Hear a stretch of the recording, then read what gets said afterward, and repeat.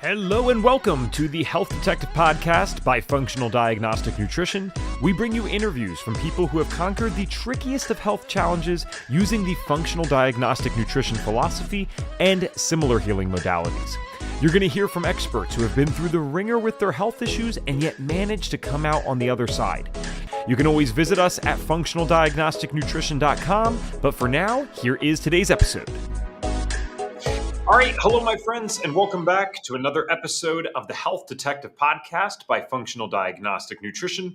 My name is Evan Transu, aka Detective Ev, and I will be your host for today's show, episode number 456 of the Health Detective Podcast.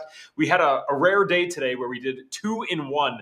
But you will understand why we did 2 podcasts today. We have a special guest. For those of you that are in the FDN community or have been watching for a while, you have to know this guy.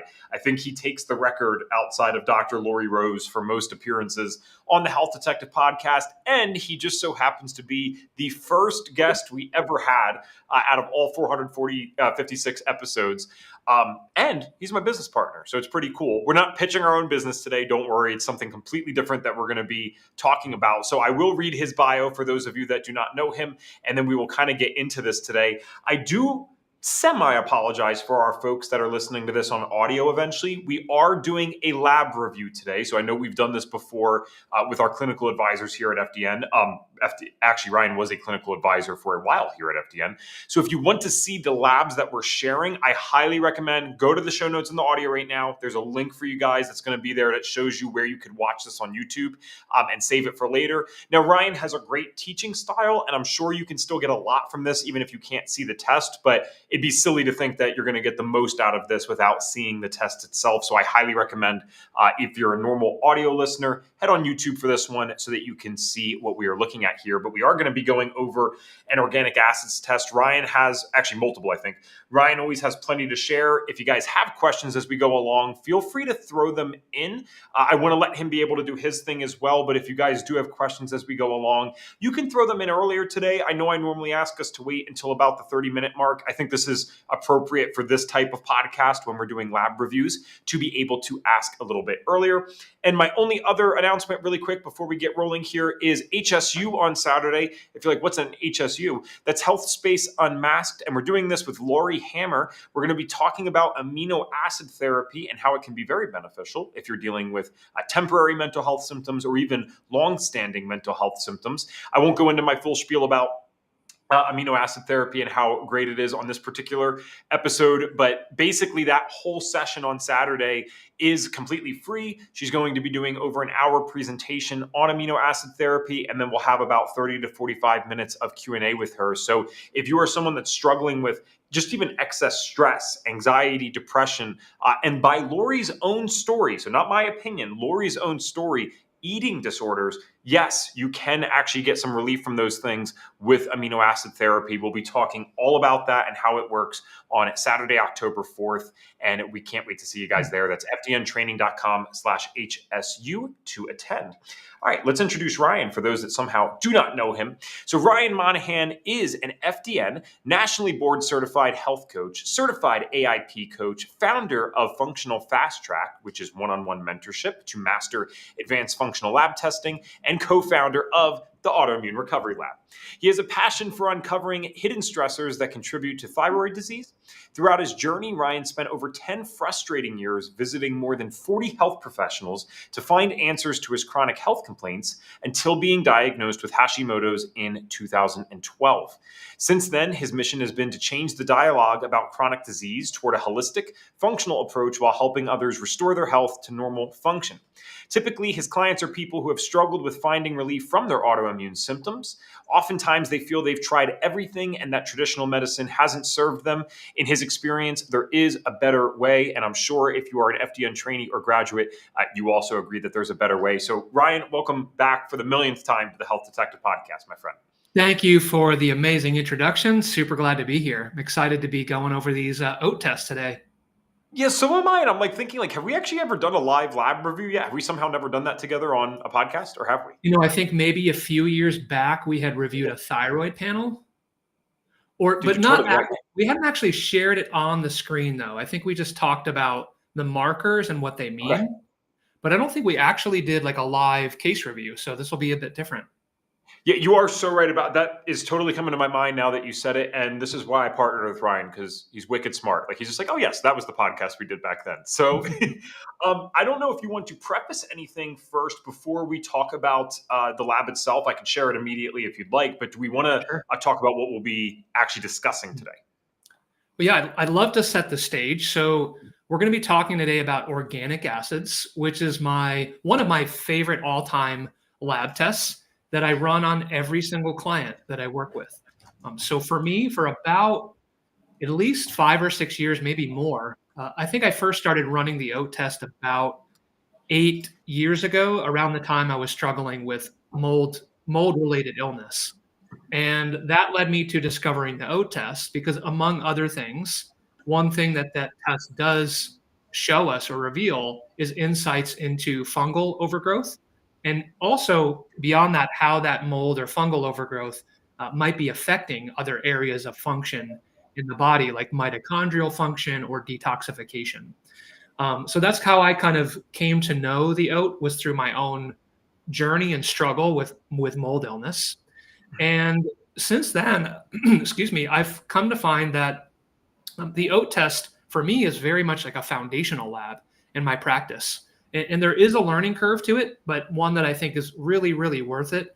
I like to say that the oat test is sort of like a functional medicine lab test buffet, in that you're getting a little bit of everything. And you'll see that if you haven't seen an oat test before, or you're only loosely familiar, there are 76 markers on the test. And we get insights into all kinds of microbial overgrowth, oxalate issues, mitochondrial health, neurotransmitters, detoxification, nutrient levels, and more. So it really does give us a lot of key insights and a lot of very key functional areas of health, or these different buckets that we like to look at, where a lot of lab tests are sort of like a one-trick pony. They'll show you one very important but specific insight. The oat test is a lot more broad, if that makes sense. And just to be clear, I'm still doing that thorough lab investigation. When I run an oat test, I'm still pairing it with a GI map or other stool test, blood chemistry, HTMA. So it's not the only test I'm running. No test in isolation can ever really reveal the full picture. But that being said, I would never want to go without the oat test. And as we'll discuss today, there are some key insights on that test that cannot be shown on any other lab test.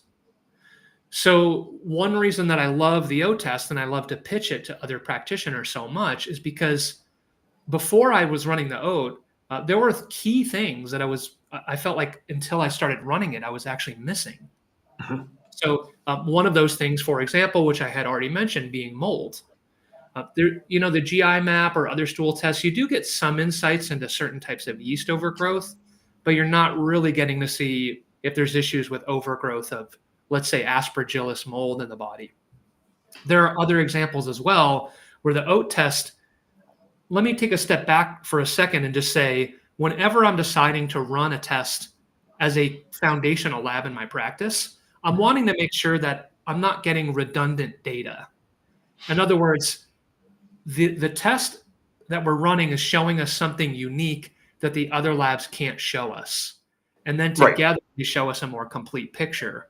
Because, I want to respect the money that client is investing in their test. And I don't want to run things that aren't going to be valuable or actionable in terms of an actual path forward. And that's important. That's really important, right? We want that data to actually be actionable and to provide results for the client to move them in the right direction. I have one quick follow-up, Ryan, if that's okay, just for those. And guys, can you let us know in the chat, please? This is going to be more of an interactive one. And Ryan can't see that you guys are on. Only I can see that. So I want him to believe me that I actually brought him some people today. Can you drop in the chat, though? 1, if you have ran the oat and have some understanding of it already. 2, if you've never ran an organic acids test and you're like, I have a lot to learn about this and I'm interested in it. So 1 for pretty experienced, run it often. 2 for, I've never ran it before. And maybe neither of those are perfectly true for you. If you're in the middle, put a 3 or just whichever one you're closest with. That's totally fine. But while they're answering that, because it's usually about a 45-minute delay, I wanted to follow up by saying, just so people understand why training on the oat is important and kind of having this deeper understanding, I'm maybe wording this poorly, but I feel like the oat is not as definitive sometimes as like a GI map. You take a GI map and let's say the person has high occult blood. Okay, whoa, there's something going on there. I need to at least recommend this person to a doctor because that's more of a definitive thing. We might not know exactly what's causing it, but that's a real thing. There's actual blood in the stool. Whereas sometimes with the oat, you're looking more in these categories or sections to try to uncover some clues there to see what is actually going on and what's the bigger picture, maybe where we can look next. So it's not like you go on an oat and say, oh, there's definitely blood in the stool here, but we could say there's a high probability of fungal overgrowth or bacterial overgrowth. I don't know if I'm wording that poorly, but is that fair to say that a GI map might be more definitive with certain things that show up, whereas an oat, you have to kind of understand what you're looking at to really get a clue of what might be next or what might be required based on the results? That's a really great, accurate insight, actually. So I did it for once. Yeah. With some of the markers on the oat test, they can have multiple meanings, where with something like H. pylori on the GI map, there's no like interpretation there. It just is there. It just is what it is, if that makes sense. Where certain markers on the oat do require a lot more correlation and can have multiple meanings. And those multiple meanings, when those do occur, that's something I go into in a lot of depth in our oat course that I teach. Now, that being said, it also depends on the marker. Some of them can have multiple meanings or be a little more ambiguous. Other markers are just very direct. For example, the marker pyroglutamate, if that marker is elevated, that's a glutathione deficiency. There's no vagueness or multiple interpretation that goes into that. Now, you can get a little bit deeper into, well, why is this person deficient in glutathione? Is it excess oxidative stress? Is it poor diet? Is it a toxic burden that's putting more demand on the body's glutathione system? But the same could also be said for any marker on a stool test. Why does someone have this parasite, right? Were they swimming in lakes? Sure. Are they immune compromised? Do they eat undercooked meat?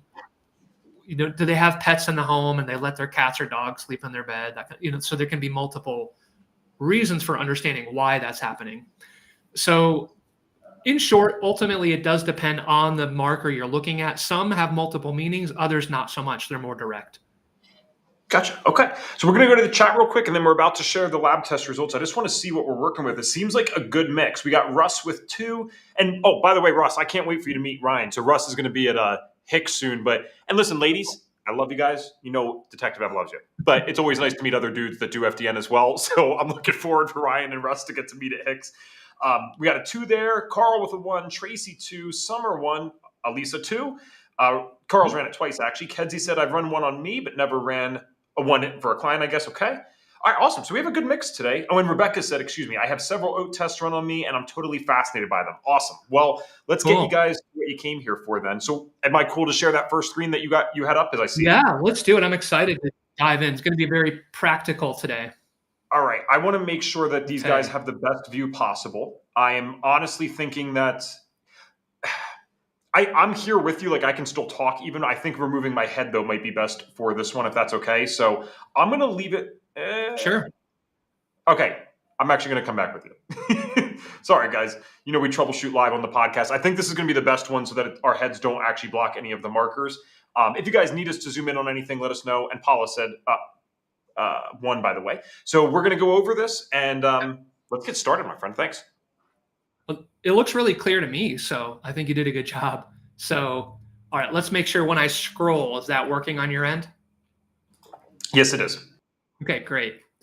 Okay, so I actually have 3 oat tests. We might not get to all of them. That's totally fine, but just in case, I wanted to show a broader sampling of some of the types of patterns or results that might come up. Now, it sounds like almost everyone in the group has run at least 1 or 2 or 3 oat tests, which is awesome. So you have some familiarity with it. I like to say, and I'm not the first one to come up with this analogy, but I like to say that organic acids are sort of like an emissions test for the human body. So when you run an emissions test for a vehicle, you're looking at these byproducts that are coming out of the exhaust pipe of the car. And if those byproducts build up beyond a certain threshold, well, you actually fail the emissions test, right? Thankfully, we can't fail the OAT test, but it can reveal signs of dysfunction.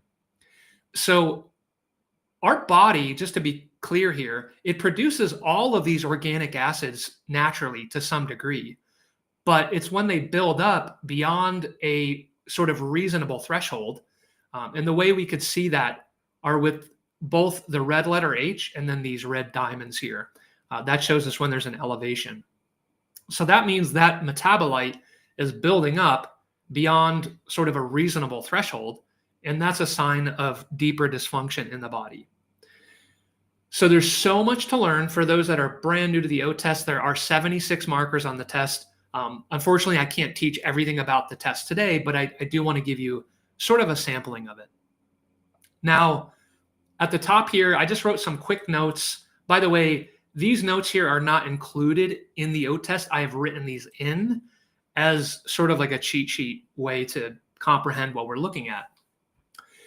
So case number 1 here was a 61-year-old male with anxiety, fatigue, weight loss. I think he had lost about 10, 15 pounds, and was very, very immune compromised with swollen lymph nodes and a lot of viral activity, like frequent viral infections.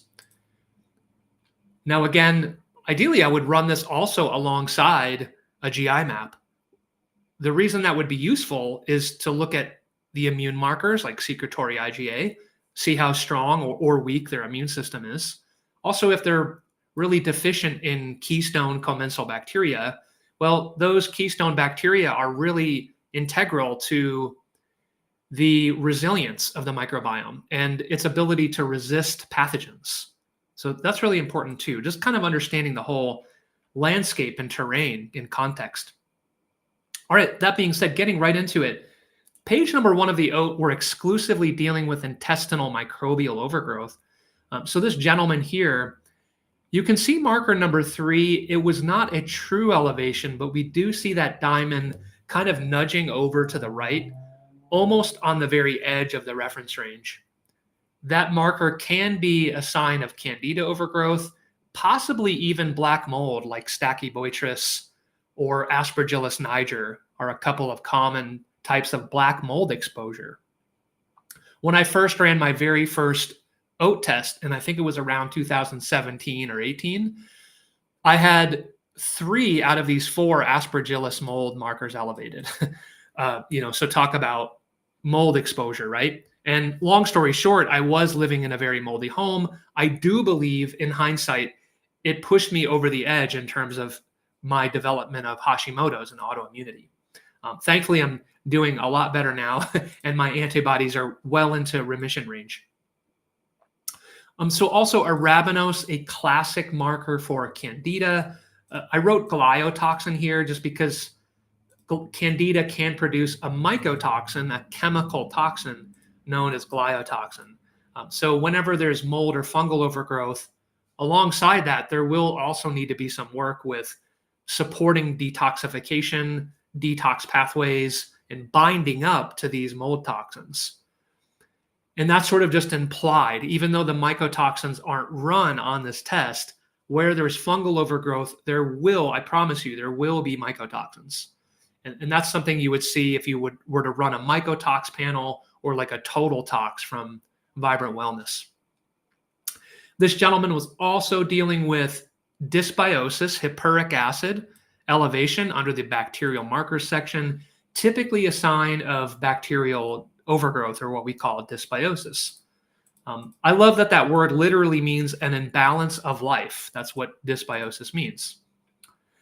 So we have an overgrowth of pathogenic bacteria or opportunistic bacteria. On occasion, elevated hippuric acid can also be a sign of ammonia excess or even liver stress. Now we're kind of hinting at this idea you alluded to, Evan, that some of these markers can have secondary meanings, sure. Although there usually is like a primary meaning, right? So, for example, with this ammonia marker, I'm skipping ahead here, but I can scroll down to the indicators of detoxification here, which is towards the end of the test.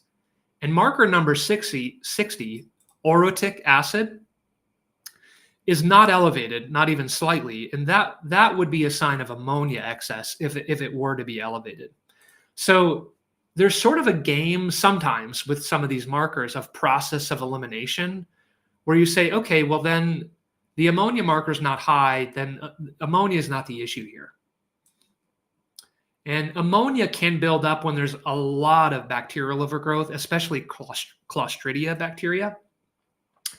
And if someone was eating a very high protein diet, like a carnivore diet, they could have ammonia excess show up in the urine. But primarily, I landed on dysbiosis as being the primary explanation there. Down in the Clostridial bacteria marker section, we saw an elevation in a marker called 4-cresol. And 4-cresol is a metabolite of Clostridia difficile, or C. diff, as we commonly know it for short. We do see this marker right on the edge of being elevated above the reference range. It's not quite there, but it's high enough where I'm going to take it seriously.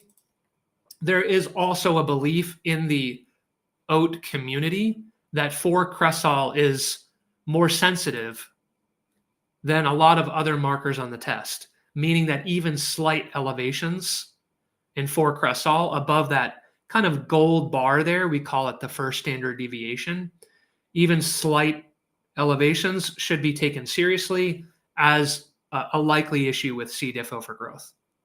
Now, C. diff has a major ability to inhibit our body's ability to break down dopamine. So what that means ultimately is C. diff can correlate with a buildup of dopamine. Now, that's a problem. If you were accustomed to thinking about dopamine as mostly a good thing, well, everything in the body is about balance and homeostasis. When we've got an elevation of too much dopamine, that can very much be associated with anxiety, overwhelm, overstimulated, hyperactivity, poor sleep, to name a few. Dopamine is very neuroexcitatory, and it's closely related to norepinephrine, which is adrenaline. It's in the same family, actually, of neurotransmitters. They're called catecholamines. Now, right off the bat, one of his top symptoms was anxiety. C. diff, you can even go on Google or ChatGPT right now, and common symptoms of C. diff, anxiety, I guarantee you, will be at least in the top 5. C. diff is also known to be a common source of loose stool or diarrhea. And in more severe cases, it can trigger certain autoimmune-related conditions like colitis, ulcerative colitis, pseudomembranous colitis, and even Crohn's disease. So colitis is probably more common, but C. diff is a known trigger for colitis. So if you have any clients who might be working with colitis issues, you should definitely be running an oat. I will say, in my experience, the organic acid test is a lot more sensitive to picking up Clostridia than the GI map. And I have run well over 1,000 of both tests. So I've seen a lot of data, right? And so, yeah, again, the simplest way to put it is I'll see many instances where the GI map is not picking up C. diff, which can be a really serious infection, but yet it is showing up on the oat test. It's usually not the other way around. Once in a blue moon, I'll see it happen that way, but that's pretty rare. So a lot of overgrowth going on with candida overgrowth, potentially even some mild mold exposure, general dysbiosis, and even maybe some C. diff. And so far, I could easily make a case that these issues could be correlated with anxiety, with the C. diff, fatigue. Well, all of this overgrowth is going to be really draining on your body's resources. With the weight loss, I would assume some degree of malabsorption and leaky gut, just not really absorbing all the nutrients he's taking in. And yeah, someone who's immune compromised, whatever the cause of that may be, for sure, they're going to have bases loaded here, right? You're going to have a whole full house of pathogens taking over the gut when you're stressed, you're immune compromised. So moving along here, we also had a little bit of a high oxalate issue. Now, oxalate is technically a sort of a toxin that is produced by fungal overgrowth, including candida. So whenever you see any kind of fungal overgrowth, including candida on page 1, at least 90% of the time, you will see elevated oxalate. Now, again, oxalate, you could think of it as a type of toxin especially when it's elevated. Oxalate crystals are very sharp and jagged, kind of like broken glass. They can tear the mucosal barrier and contribute to leaky gut. They're very commonly associated with muscle and joint pain. They also have a high association with kidney stones. Kidney stones, in essence, actually are oxalate crystals. So if you have someone with a history of kidney stones, oxalate will absolutely be implicated, but the root cause of the high oxalate is actually going to be fungal overgrowth most of the time. Now, I know there's been conversations for years around high oxalate foods in the diet, like spinach, beets, almonds, sweet potatoes, to name a few. There's a lot more. And those foods, yes, they do naturally contain high levels of oxalate. When I was first starting out running the O test, anytime I saw high oxalate, I would put my clients on a low oxalate diet and they would want to choke me out just because I'm making them go, jump through hoops of fire based on all these lab results. And what I found over time was that was probably unnecessary.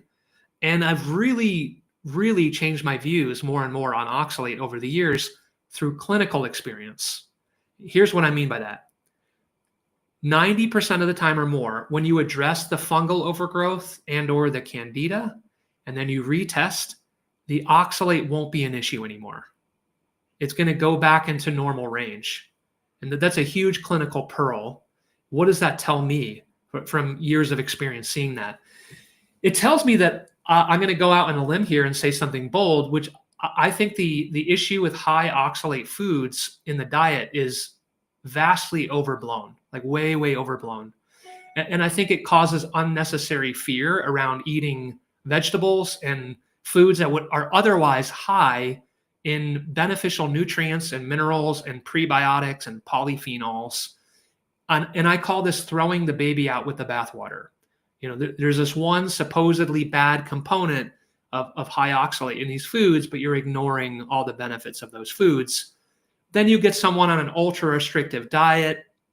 Then they end up with really low gut diversity because they're not feeding their commensal bacteria with enough diversity and fiber. And then like the whole stability and resilience of your microbiome collapses because you're not getting enough fiber, right? So big topic. Maybe I could do a whole presentation on that another day. But yep, I have not found it to be necessary to go on low oxalate diets most of the time. There are exceptions. Okay, so glycolysis literally means breaking down glucose. So glycolysis refers to the body's ability to break down glucose and convert it into energy. Now, as I'm viewing this in retrospect, this was a lab I did a review for maybe back in June or July. This might be a little nitpicky here, but it'll still be a good teaching opportunity. Now, you'll see notes here, but you're thinking, well, there's no elevations in either marker. Why am I even including any notes?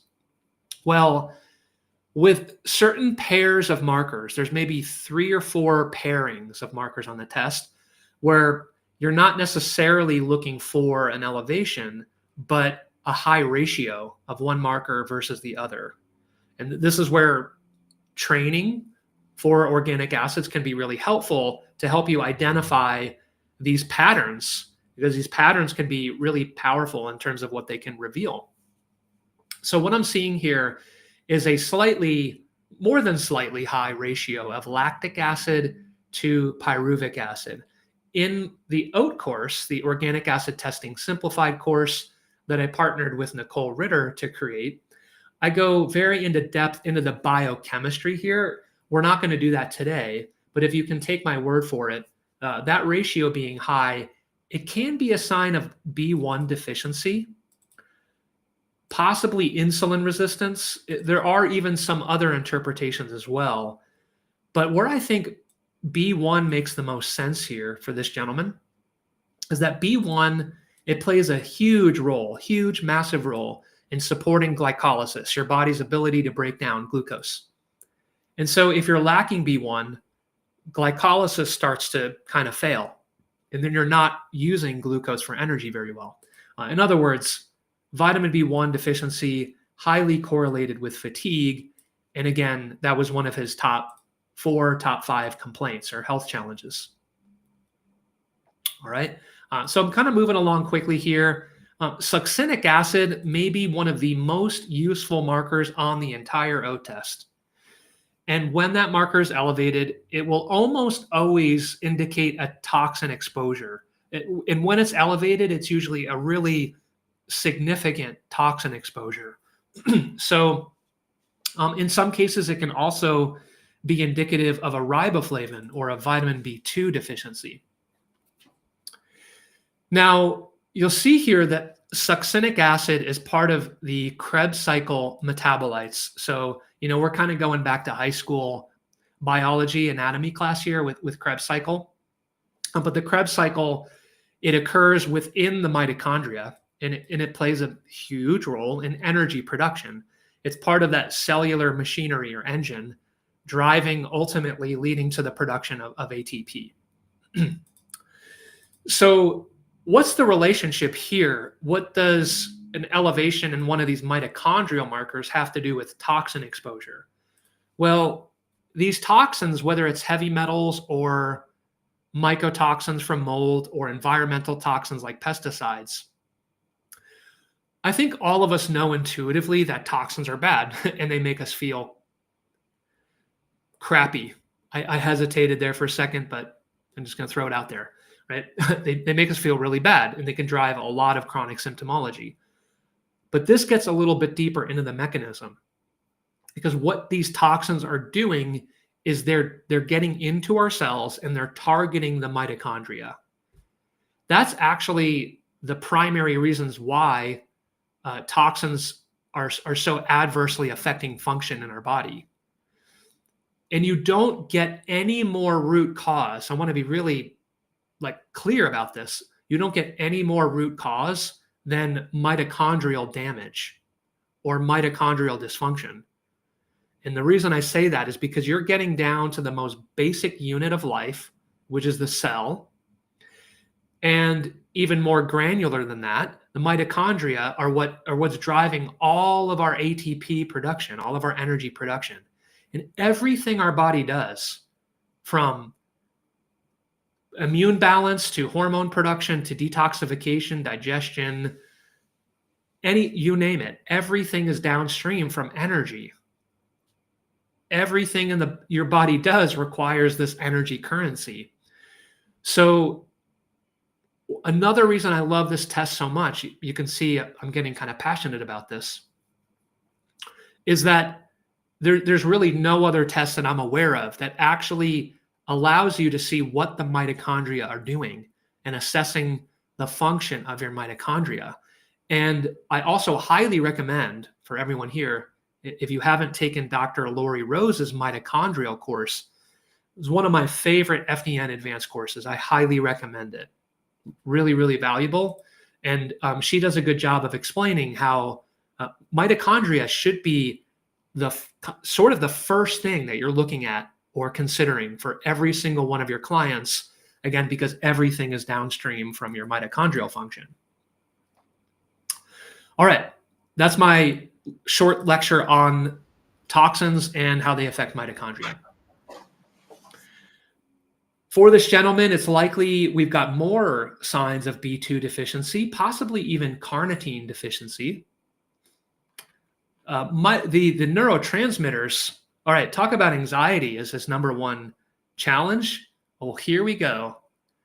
This is a mess, quite frankly, his neurotransmitters here. Not only does he have poor ability to break down dopamine with this high HVA to VMA ratio, but also quinolinic acid is through the roof. That's going to be a very strong indicator of a phenomenon known as the tryptophan steal.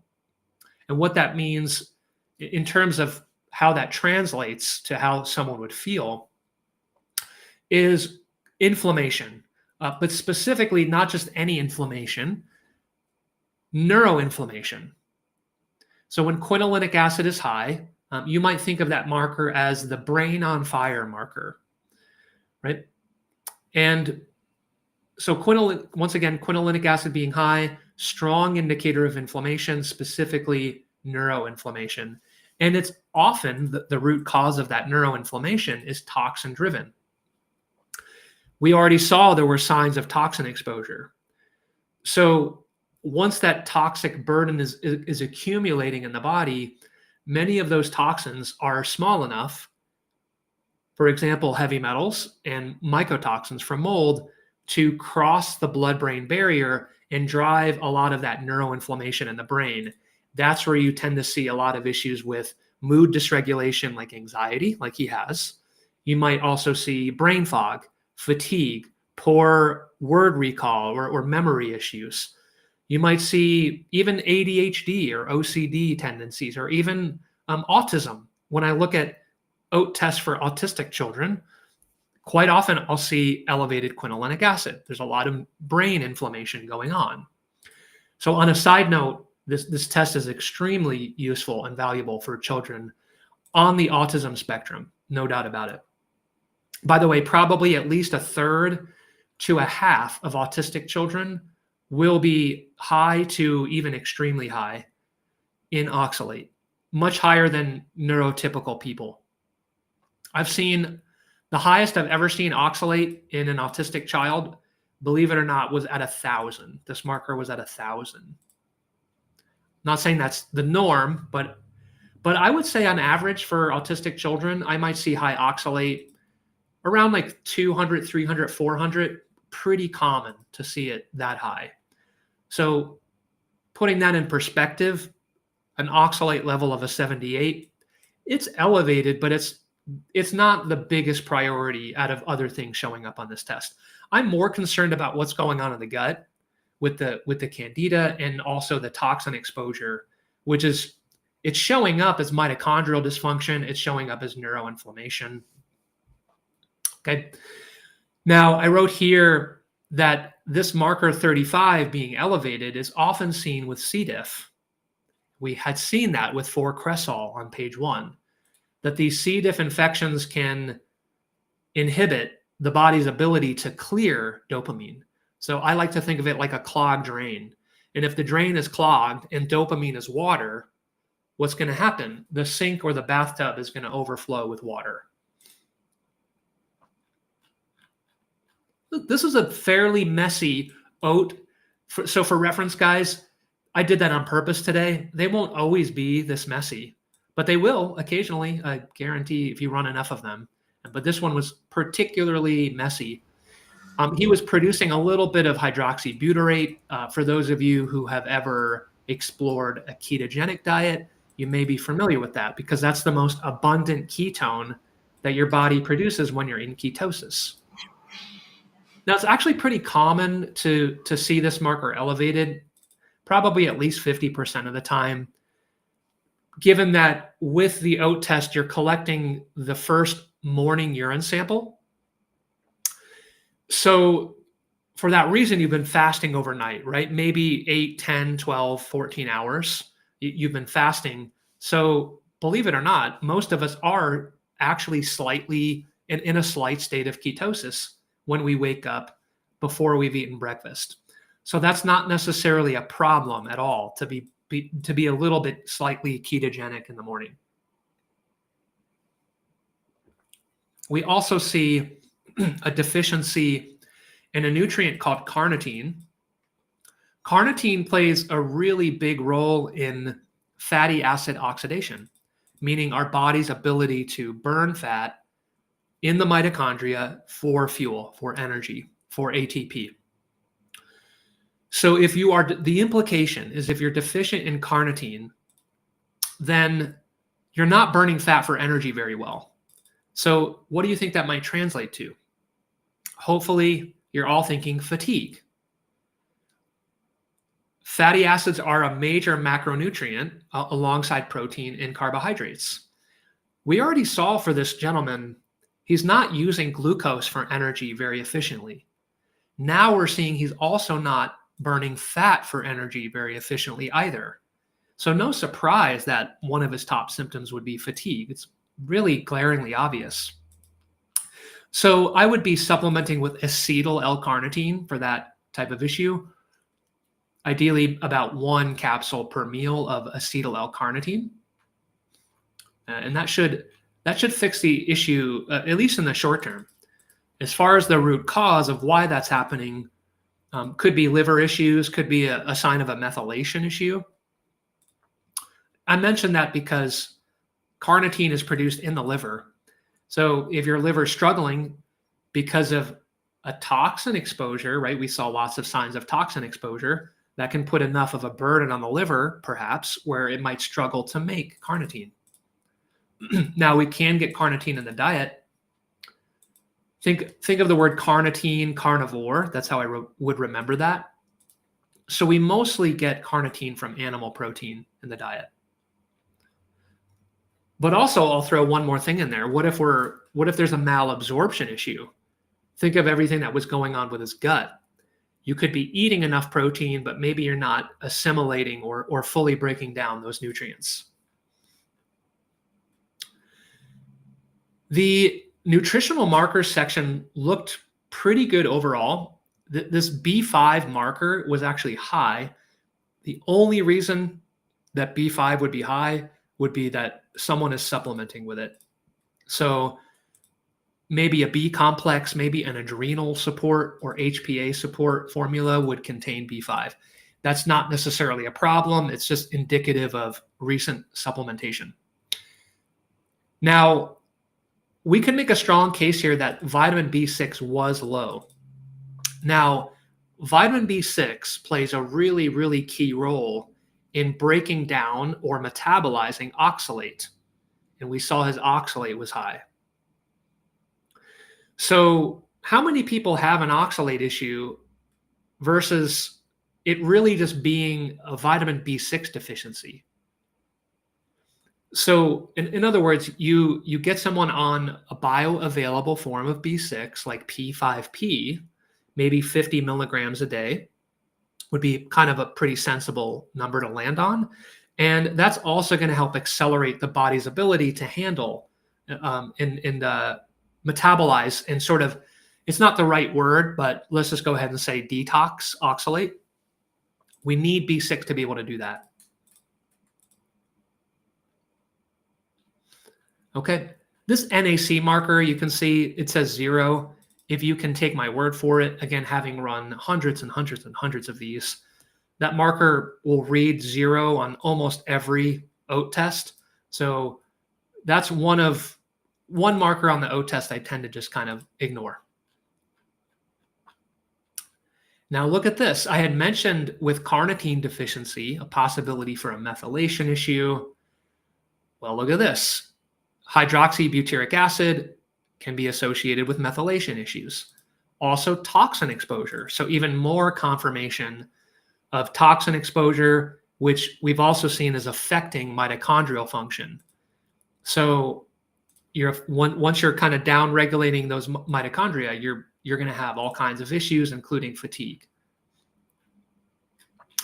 This amino acid metabolite section is probably the least useful section on the test. What it's really looking for are rare genetic abnormalities that will be more common in children with genetic disorders, possibly more common in children with diagnosed on the autism spectrum. So in other words, you will rarely see any elevations on this section. Okay. And when I say rare genetic disorders, I mean like literally 1 in 100,000. So you're just going to give it a quick glance and then just move on. And then you're going to look at phosphoric acid. And in this case, that's pretty adequate. It's within that gold bar there. And that would be a wrap on this O test. So as you can see, a lot going on with the gut, a lot of implication in terms of toxin exposure. So would certainly want to include a lot of detoxification support here for this client. But I'm going to go ahead and take a pause because I know I've thrown a lot out at you guys. There's no one that does it like Ryan Monahan. So just remember, this guy is starting off by saying, I think we can do 3 today. You did actually put a disclaimer on that. Maybe we won't get to that. So we are 45 minutes in. I don't think we're going to get to a full 3. Let's get to some of the questions that these fine folks had. Sure. Awesome job, though. It seems like they learned a lot of activity in the chat. I actually have to scroll up quite a bit here to get back to this. So Russ had asked this in the beginning. I hope that this is okay and you remember this. You did talk about these swollen lymph nodes at one point. So he said, can you talk some more about that? I have a client now with with this as a major issue, and the doctors are just not sure what's going on. How could an oat possibly help with this? Yeah. Okay. Great question, Russ. So thank you. And that's a good reminder to tie back the results to his primary symptoms with the swollen lymph nodes. So the simplest way to put it is your lymphatic system is your garbage disposal system for the body.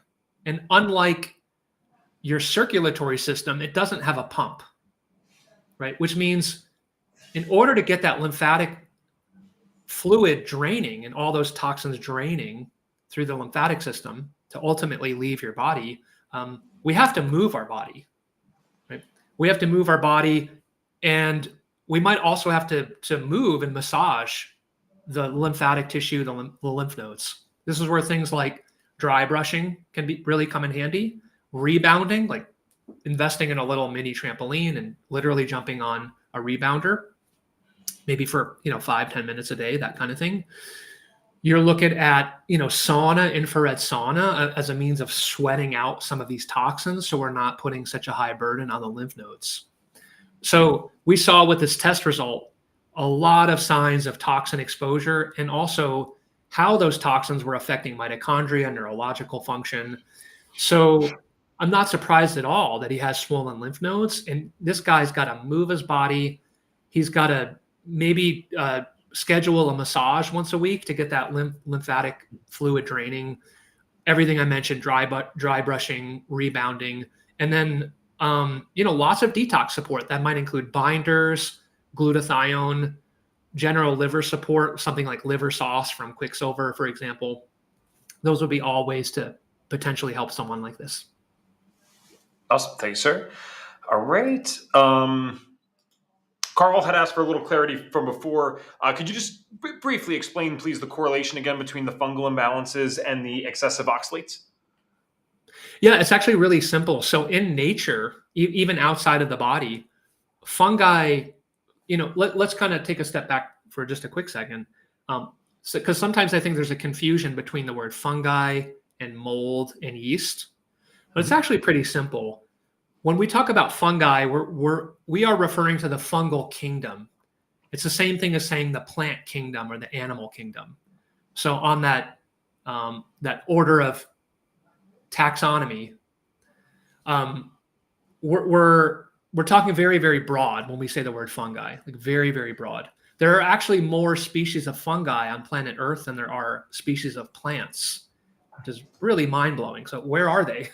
Actually, most of them are underground in these mycelial networks that are cross-feeding roots and plants and trees and that sort of thing. So a lot of them we don't see because they're underground.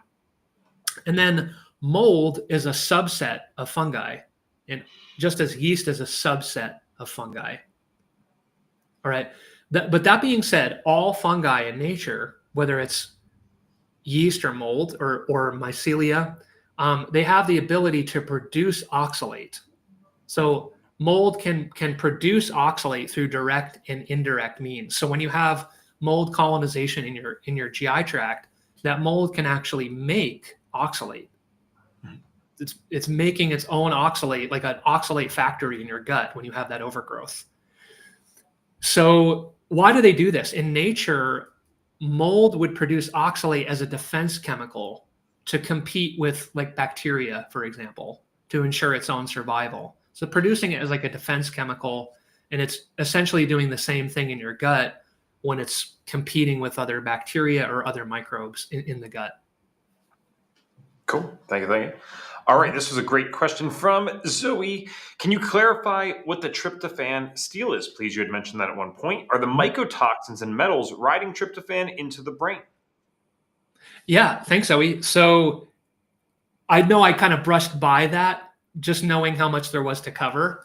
So, but since you asked, the tryptophan steal, so tryptophan is an amino acid that we get from our diet. It's an essential amino acid, meaning our body can't make it. We have to get tryptophan from the diet, ideally from protein. And tryptophan is also the primary building block for serotonin. So we make all of our serotonin from tryptophan. So keep that piece in mind first, because that's really important. If we don't have enough tryptophan, we can't make serotonin. All right. Now, under certain conditions, when the body is really inflamed, tryptophan can actually go down an alternative pathway. You might think of it as like the wrong pathway, like a fork in the road. So tryptophan comes up against this fork in the road, and it can go one of two directions. It can go towards making serotonin, or it can go down this other pathway called the IDO pathway. And that's where the tryptophan goes towards making quinolinic acid instead of serotonin. We call it a tryptophan steal because that quinolinic acid is stealing the tryptophan away from the pool of tryptophan that would get used to make serotonin. So as a consequence of the tryptophan steal, that it's usually happening at the expense of optimal serotonin levels. And as a result, those people that are experiencing the tryptophan steal, they would have low serotonin and any symptoms that might come alongside low serotonin, maybe depression, maybe poor gut motility and constipation, to name a couple. So, but the important thing to understand, well, what causes tryptophan to go towards quinolinic acid instead of serotonin? Inflammation is the number one reason that causes that to happen. Gotcha. Cool. Well, she got it. She said, I see. Thank you for that. And thank you, Ryan. I want to spend some time now talking about some of the stuff that you do, because, again, there's a lot of things that Ryan has going on. He's got this clinical fast track. We are business partners together. It's all kind of under the same umbrella, basically. You're operating with labs and clinical knowledge all day long. For those of you that are interested in the OAK course, though, Ryan has something really cool that he has done with this. And if you don't mind, I think just because we're 53 minutes in, I think actually sharing this test was more than enough. So I'd love to get some time to talk about your program and what you did. And I think you created it actually with Nicole Ritter. So you both teach in that, correct? That's right. Yep. And she included in that course is a done-for-you mold course. And Nicole did an amazing job of putting that resource together.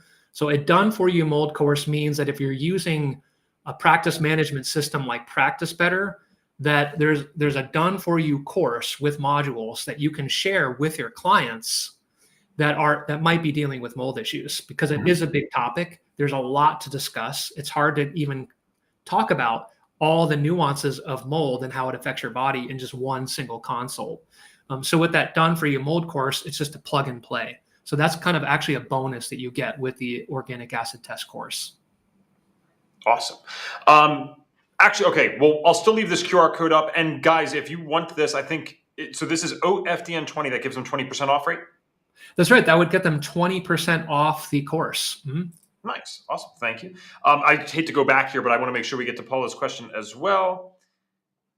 And this might be loaded, so I don't know if we just want to do the high-level overview. But she did ask, can you kind of briefly walk us through the overall protocol you'd want this person to do? Now, of course, we didn't get to share the other labs today. So again, to the degree that you're able, Ryan, what might you do it? Sure. Yeah. No. So granted that we don't have the other labs for context, because that would be important. Let's say the secretory IgA was low. And if I remember correctly, it was all the way at the bottom, which would make sense. He was very immune compromised.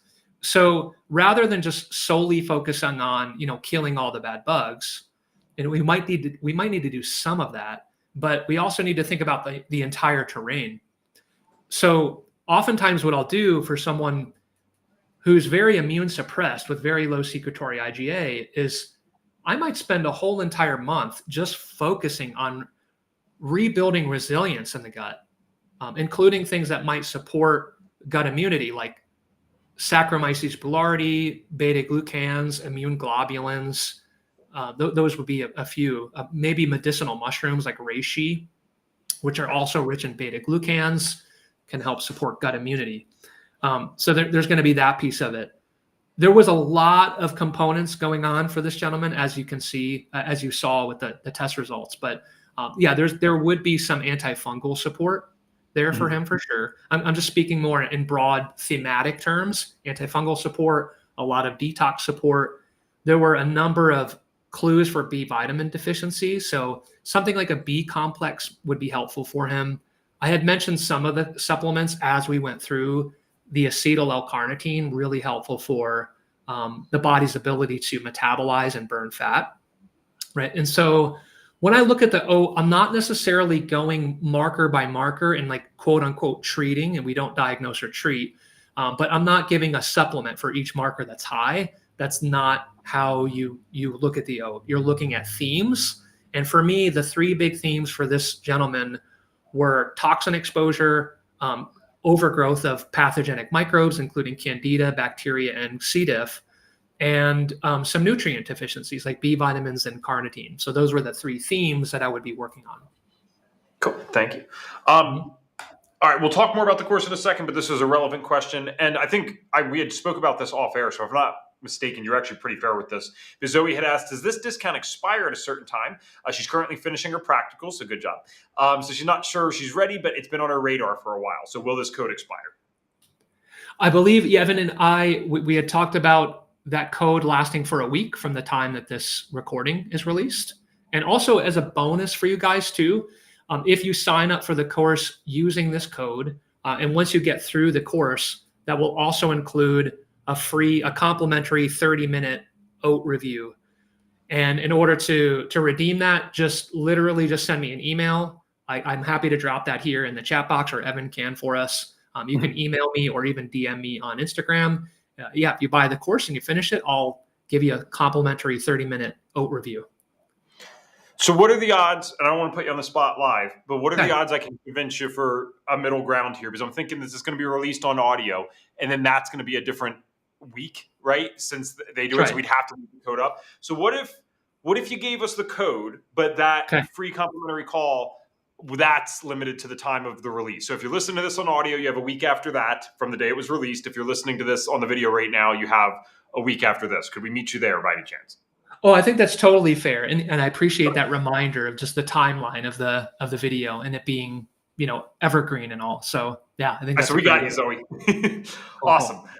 And then, so you talked about the thing that Nicole added into the course, but you spend so much time going over the test itself in this course. So I'd love to know, what could people expect to get if they were to go through this? I mean, you were rattling off so much stuff today.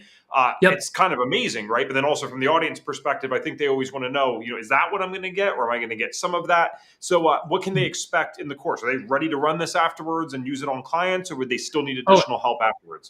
Absolutely. I often say that my goal in creating the course was to pass on all the clinical pearls that I wish I knew when I was first running the OAT, because, initially for the first couple of years, I was kind of stumbling my way through it a little bit. And so I wanted to make it very grounded and simple. The name of the course is Organic Acid Testing Simplified. It can get biochemistry heavy. And so there are some organic acid courses that I've taken a couple that can feel overwhelming at times with the amount of biochemistry delivered in the content. So I wanted something very FDN health coach friendly, and also wanted to include actually the practical, what do we do about it, right?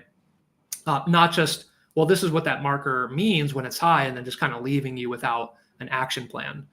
There's also a cheat sheet when you have access to that right away, But ideally, you're going through all the material either way and not just relying on the cheat sheet, so that you understand the relationships and the patterns and the mechanisms and how everything is interrelated.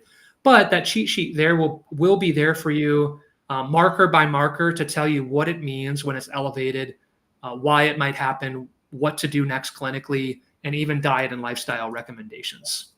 So also, obviously, I went through that test result very, very fast. I have many, many years of experience with that test, but I do want to reassure anyone who is interested in the course. The modules are broken down by each individual section, and some of them are more than an hour long, 30 minutes to an hour long. I think there are 25 video recordings in total, also including the case studies. There's a small handful of case studies in there as well. So, Evan, if you don't mind, can I just get another quick visual? Do you mean a share screen? Yes, please. Yeah, sure. Yes, so you'll have to reshare because I don't have anything to give you right now. And then here we go. All right, looks like that's good. No worries. I'm just going to remove the QR code for a second, guys. We do have the link down there, and we can bring it back. But here you go. Now we can see this a little easier. All right. Awesome. So this is a little bit of a snapshot insight into organic acid testing simplified. We call it from complexity to clarity. There are, I think it's actually closer to 25 video lessons at this point. So this slide needs to be updated. So literally dozens of lessons. Every module includes videos and resources. Like I had mentioned, it's everything we wish we had when we were learning, when we were putting together the course. And Evan, you had mentioned this quickly, but Nicole and I spent nearly a year putting this course together. So we really did put everything into it we possibly could. I believe that this is a really powerful test that can provide a lot of unique insights, some of which I talked about when we were going over that one case example. So no more guesswork or Googling. Like, everything literally is there that you would ever need to know about the oat test. So enrolling in the course, you do get instant access. Everything's pre-recorded, so you go at your own pace. It includes templates and resources, editable PDFs, and free access to any future updates. I mentioned the Done For You mold course, the mold mini course, we call it. So it's 4 modules. That's a Done For You course, and this is client facing. So this is something you would share with your clients. And that alone, we estimated at around a $500 value. I wanted to share the screen mostly to share some of these testimonials up on the screen. And I won't read these word for word, but you guys are more than welcome to kind of read through these here. Talissa said here it was worth every penny. Bella here says it's perfection and surpasses the other oat trainings I have completed. There was one comment down below here saying that they didn't need to rely on clinical advising sessions. They felt confident enough going through the course and all the material that was delivered. Right? So it seems like, I'm not good at bragging about things that I create, but I'm going to let other people do it for me. Can I help with that for a moment? Because guys, sure. I know that you all know me well enough now. I hope you trust me. We don't recommend crap on the show. I hate that because that to me is tied to my reputation. There's a variety of reasons why I partnered with Ryan in business, right? I know a lot of FDNs, and to be fair, you know a lot of FDNs as well. So there was a variety of reasons that we partnered with each other. But with this kind of stuff, Ryan goes so above and beyond. It's just like I've said this to you before, your standard is like skewed in a positive way for the consumer. Like, he created this freebie one time, like a Hashimoto's ebook. And like, you guys all know the business stuff now at this point, right? You're supposed to make a lead magnet and all this stuff. And I'm like, this is the freebie? And he's like, yeah. I'm like, this is insane. It's 70 almost 70 pages, actually. With graphics, with teaching. I mean, it's like, this is the freebie? And so I think that's just a testament to you, though, man. Like, I've seen you work. Obviously, we've hung out plenty of times in person at this point. Like, if you're going to have your standard skewed, it's a good problem to have it in the way that you do it, because it's like, I don't even think that you'd feel comfortable putting out something less than what you consider perfect, which might take you an incredible amount of time. And sometimes it's a little nuts on the business end. I appreciate you listening to me sometimes, but I'm like, dude, we just got to get something out. Like, I promise it's good enough. Right. Yeah. But if it's up to Ryan's own accord, I love that one testimonial literally said perfection, because that's what it is. It's just everything was thought of. So if you guys are looking for an organic acids training, I would highly, highly recommend it. That's just, even today when we were prepping for this, he's like, well, oh my gosh, I'm going to share an oat thing. I got to go through my whole presentation. I'm like, bro, you can just share the lab and talk about it. Like, I promise the people don't need this. But even when he comes on the podcast, he'll go prep for a few hours just to make sure that you guys get the best experience. So again, it's a good thing to have. For whatever that's worth coming from me, I hope that you guys, if you are looking for this is by far what I would be going to for organic acids training. Evan, I can't thank you enough for your incredibly kind and generous in your praise. So I really appreciate that. Thank you.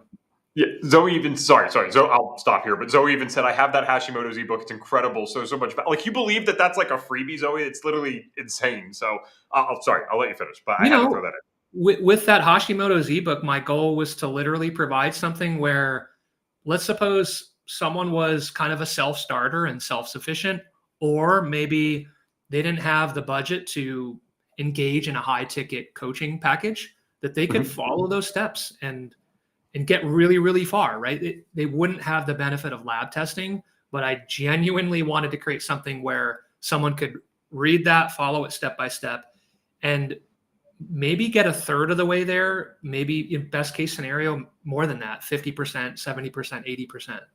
Right.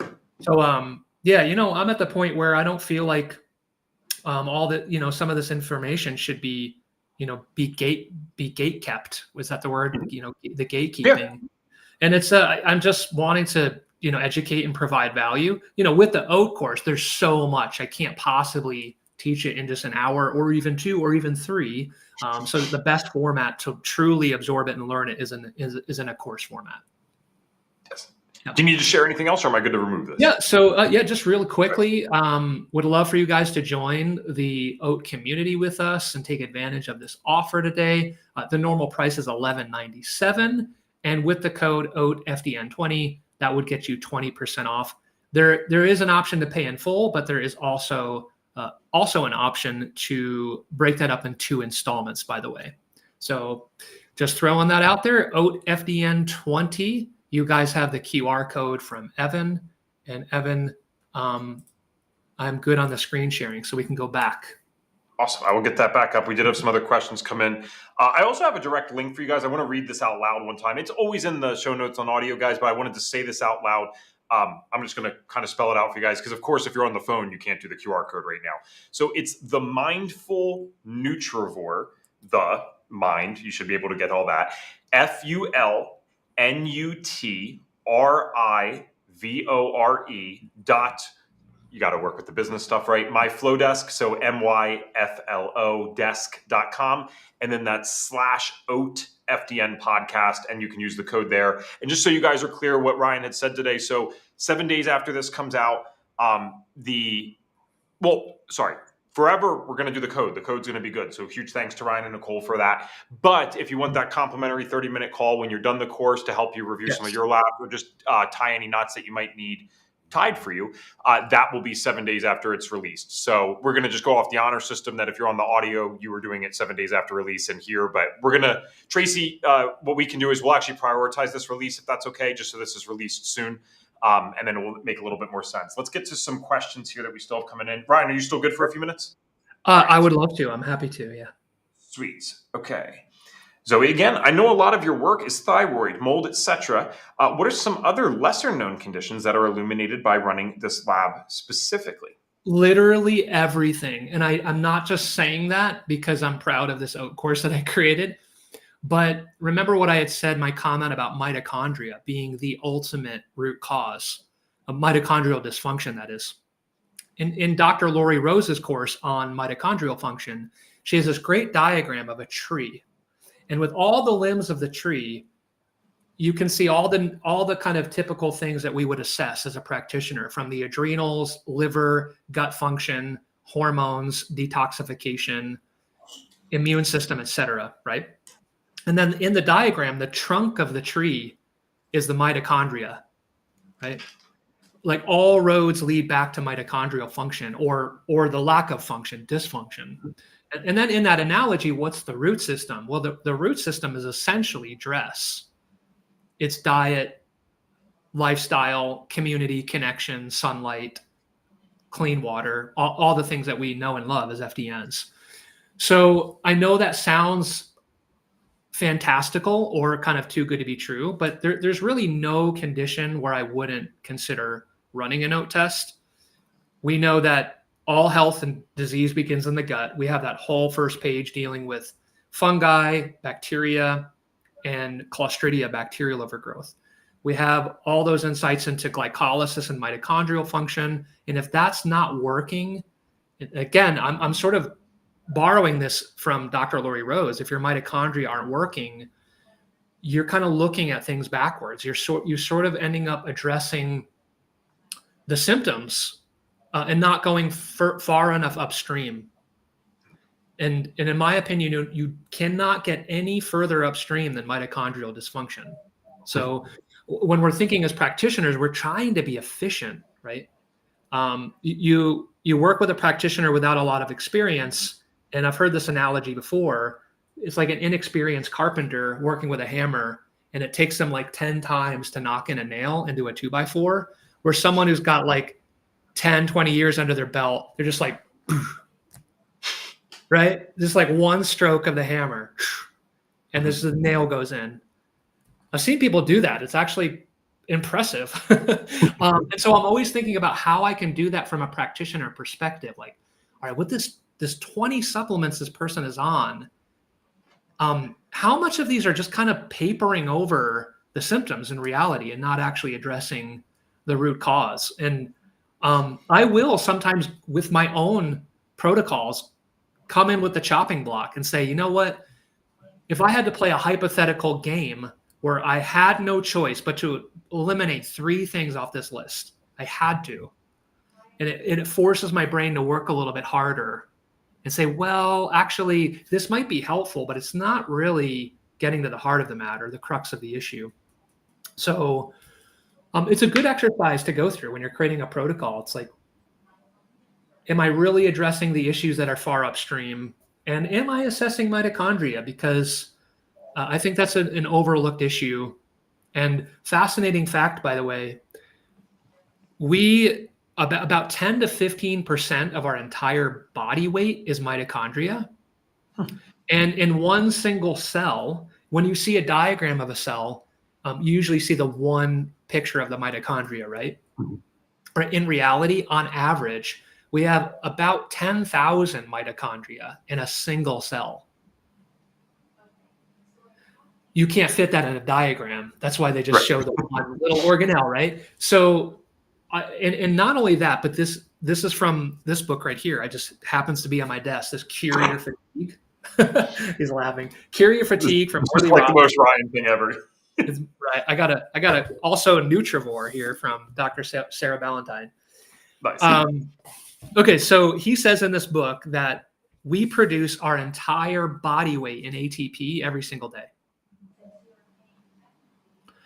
So let's say I'm about 150 pounds, which is pretty close to accurate. I'm producing close to 150 pounds of ATP on a daily basis. That's really, really profound. Even if it was 10% of that amount, even if that was not true and it was only 10 or 20% of that amount, that's still like mind-boggling. So again, everything, I know I was long-winded with that answer, but everything is downstream from mitochondrial function. More specifically, what other lesser-known conditions? I had mentioned autism, 100%. Other autoimmune conditions that are gut-related, Crohn's, colitis, IBS conditions, for sure. People with diabetes or insulin resistance, many times that can be rooted in mitochondrial dysfunction. Diet and lifestyle play a huge role, but oftentimes mitochondria are very much implicated. But it's really hard to come up with something where the OAT test wouldn't benefit. Awesome. I'm not skipping questions. I'll just jump into this one because it's pretty easy and I want to make sure that you guys understand this. So Jacqueline just said, I just found out about this live. Will this be recorded and sent to our emails as a graduate of FDN? So Jacqueline, and anyone watching, whenever we're doing something on YouTube like this for the podcast, people don't realize it's actually automatically saved. So you literally get access to this right away. So we're streaming off another platform right now, a third-party platform, to YouTube. So it doesn't go under YouTube videos, but on our channel at FDN Training, it's under the live tab. So you literally could rewind this right now. Once we shut it off, it's instantly available there and you can watch it as much as you'd like. So you don't need to wait for any email or wait for us. It's going to already be available for you right there. All right, let's buff out some more. Carol Ann said, can you do an HTMA test review next time? You've done a few HTMAs in your life, right? You know what? Never in this podcast format. And I mean, sure, I just feel like you ran a few. I would be happy to. And by the way, that in my practice, that's another one of my foundational labs. And I run the HTMA on every client. I love how affordable the test is and how much you can learn about what's going on in the body from a little hair sample. It's really, really remarkable. So maybe we put a pin on that. I would be happy to do that. I don't know if I should name drop like this. I'm being kind of sarcastic and funny, but not only did Ryan, I mean, we literally just did this. Maddie and I had our HTMAs ran by Ryan and him analyze it for us.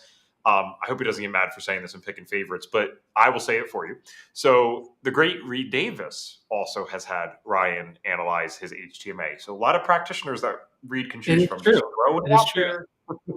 I can't disclose what came up on his test results, but I did review his HTMA. So really quick, Evan, before we get to this next question, those HTMA reviews, we recorded for both you and Maddie. And I know we still have yet to put those up on our YouTube channel. So those will be up. Those will essentially be free trainings. And what was interesting was you were a slow metabolic type and Maddie was technically a fast or kind of like a 4 lows, which is great because there were two very different examples of common patterns on the HTMA. So eventually those will be up online. Yes. Thank you. Good point. All right. Can we purchase the course now and attend it later? So Kedzie, excuse me. Yes, this is a self-paced course. So this is recorded. You have lifetime access, right? So they can start whenever and then do it whenever. 100%. Yep. You could purchase it now and start it a year from now. If you want, I hope you would start it sooner, but you could technically do that. Yeah. Russ just said, I can tell Ryan is a very good teacher, simple, straightforward, and explains it in a way that it's easy to digest. Would love to take his course. Yes, I can attest to this. Thanks, Russ. I appreciate it. For those that are, well, Russ, you're actually not newer to the FDN world. What's funny is, Ryan, Russ had actually started the FDN course even before us. Some things had come up at the time he stopped and then recently graduated. He came back in with Holistic Health Week and those events, if I'm not mistaken. So yeah, for those of you that are newer to this or maybe had some type of gap, what's crazy is, I mean, Ryan was like, I can't say this, I guess, but Ryan was basically one of the top, let's word it that way, clinical advisors here at FDN for years until, I mean, your own practice was just so busy. It just made more sense for you to go do that. And then obviously you have some other things that you offer. But also too, back in the day, we have something similar to this now. It's pretty similar. The training call on Fridays, that's for trainees only now. And we also have the AFDNP ones for graduates. That used to just be one big thing. So this was so funny. I say like back in the day, this wasn't like that long ago. We just didn't use Zoom and those technologies that we have. I don't know why. So even as recent, I know where I was living at that time. This is 6 years ago. That was 2019. So I remember calling in to the Friday show. You had to literally just call in on the phone. And Ryan and Brandon Mole were the guys hosting that at the time. So like that was a huge deal if you were one of the lucky enough people to be hosting with Brandon Mole. Brandon did that for like 10 years. So it was only a select few people that were lucky enough to get to host with him. So yeah, no, he's an awesome teacher and it shows. And if you guys go back in our archives, you could see a lot of stuff from Ryan in AFDNP and some of the Friday calls from back in the day. All right. Okay, a lot of just comments here. Let's see if there's any other questions. Perfect. All right. I think we have just done it. Dude, thank you for staying on so long. I mean, it's an hour and 20 minutes. I'll give you guys the link one more time here, the direct link, although the QR code is just kind of cool. You want to scan that, get it checked out. And just to be 100% clear, Ryan and Nicole were nice enough. That code is just as long as this podcast is out. We're not going to take it down anytime soon. So you guys are good to go there. But if you do want the complimentary call with Ryan, that is within the next 7 days that you purchase it, go through the course and then book in with Ryan. This is unfair for me to guarantee this. I will just say, Ryan, one of the reasons that he got himself in trouble here, and I'm being funny with the trouble, is even if you booked in for 30 minutes with Ryan for a clinical advising consult, there was no such thing. This is before him and I were like such good friends, let alone like business partners, and him being nice enough to have me in your Airbnb that you and Lindy have together. He didn't even know me that well. Like, it was just like someone in the community that showed up so often.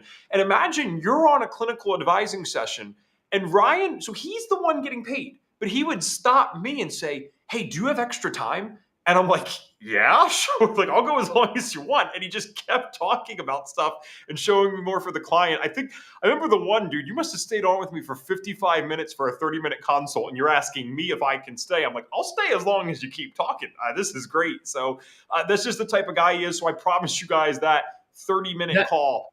That was back in the day when I had a little more free time. These days it's harder to do that. But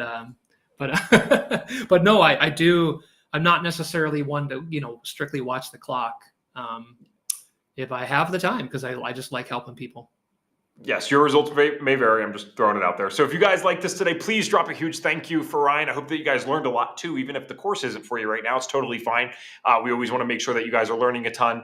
And I can circle back with him for sure on the HTMA side of things. If you want to visit Ryan's actual business, his own personal one, you can go to themindfulnutrivore.com. And you are the Mindful Nutrivore as well on Instagram and Autoimmune Recovery Lab. So shameless plug for both of us there. Yeah, that's right. Absolutely. Oh.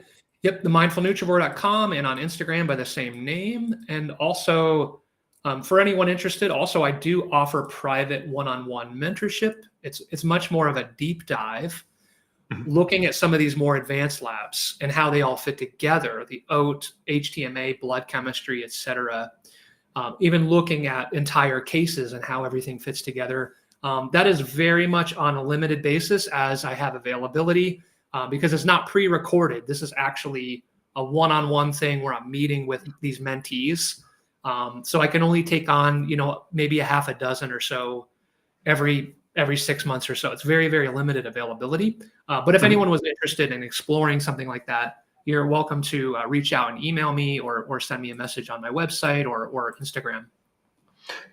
Thanks for mentioning that. I'm sorry that I forgot. Let me summarize that for you guys in a sentence or two. If you've ever been the FDN that got into the graduate group and you're like, "Wow, what the heck? There's so many more labs out here. There's so many more things. Where do I begin?" And you got a little extra cash because, again, it's direct one-on-one mentorship for freaking 6 months. It's not pre-recorded. Right. Ryan is your guy. That will help you create clarity for all of those feelings that you have when you get into AFDNP and you're just like, "What the heck is going on? I didn't know that there was this much stuff." That would be an amazing thing to go through next if you're able to go through it, to kind of help you on that side of things. So that's my multi-sentence. That was what it was created for. That was the intent, for that clarity and mastery, clinical mastery over those labs, and really having that confidence to deliver effective protocols and to be really fluent in these testing methods. Awesome. Yeah. Well, thank you guys for the back-to-back audience today, because I know it's one thing to do back-to-back podcasts, but it's another thing when I see some of the same names on for both of them today. We love having you guys. And I will talk to you tomorrow because we'll have another podcast then. And Ryan, I'll see you at Hicks, my friend. I'm looking forward to it. Can't wait. See you in less than a week. Yeah. Yep.